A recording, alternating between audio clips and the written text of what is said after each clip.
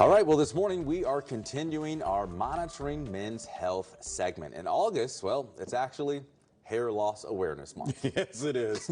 Many men are insecure about losing their hair, but believe it or not, it is very common. According to the Cleveland Health Clinic, about 50% of men experience hair loss by the age of 50, and 25% start to see signs of hair loss before the age of 21. We caught up with a local barber who's been cutting hair for 25 years now, and he says it starts even earlier. The high school guys starting out, they normally start out with the edges, starting to bald. And that could be 16, 17 years old. And, you know, some people get the center, but I'll say about 1 out of 3 cuts has an issue with some kind of thinning or balding.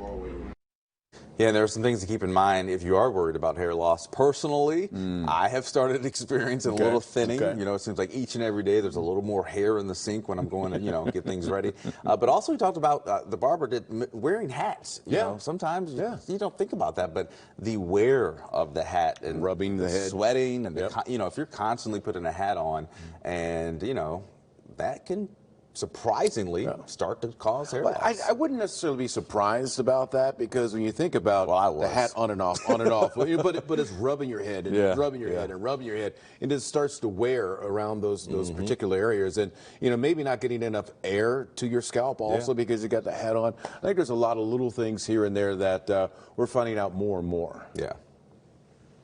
I've even seen people that wear collar shirts for a long time start thinning in the back of their necks.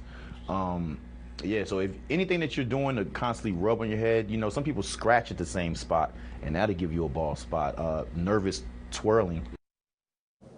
It is interesting. It is very interesting. So here's the question. What can you do about it? Yeah, well, exactly, right? I mean, especially now that I'm starting to experience it. One thing I did, I actually grew my hair out longer to kind of cover up some of the spots that are thin, you know. But there are also some things like hair transplants, which obviously are very costly. But a more reasonable approach, they actually have some cover-up methods.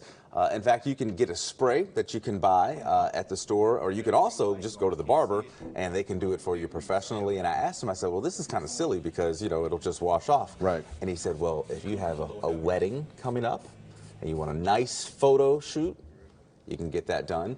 And there was actually a guy in the chair when we walked in who was getting it done. And I'm telling you, it looks pretty good. I'm not going to lie, especially when it's all finished, the whole product there. Yeah, I think one of the hardest things about hair and hair loss is that we identify with ourselves so much by hairstyles. You know, you've heard the term the crown, and in many ways, it is our crown. It is the way some people might see us at a distance to go, oh yeah, he's the guy he's got this or he's got that type of hair or whatever, and you kind of look out for that. So identity is a big part of it. The reason, and then of course it's changing too. You know, you look one way one year, and then boom, several years later, you're like, well, I don't look the same, and things are not there anymore, you know. True. You start to lose what you feel is your masculinity in some ways. Your confidence. But Now, I will go ahead and confess, I was not losing my hair when I decided to cut my hair. I did it for another reason of vanity, and that was my hair was turning gray, and I didn't want to have a gray head of hair. You just have to keep dyeing it over and over and over. Yeah, so I figured, go ahead and shave it off. And, you know, at the time, you start to wonder, well, do I have the right shape of a head for that? I think that's the number one question for everybody.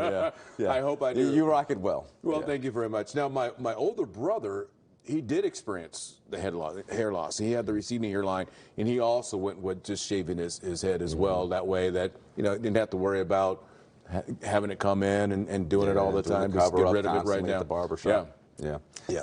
Interesting topic. I think one we can all relate to, men and women. Yeah. You know, it's a sign of age. You know, you got to embrace that too.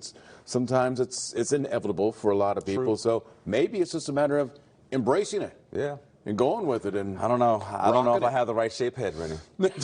Just don't know. I'll leave the ball to you.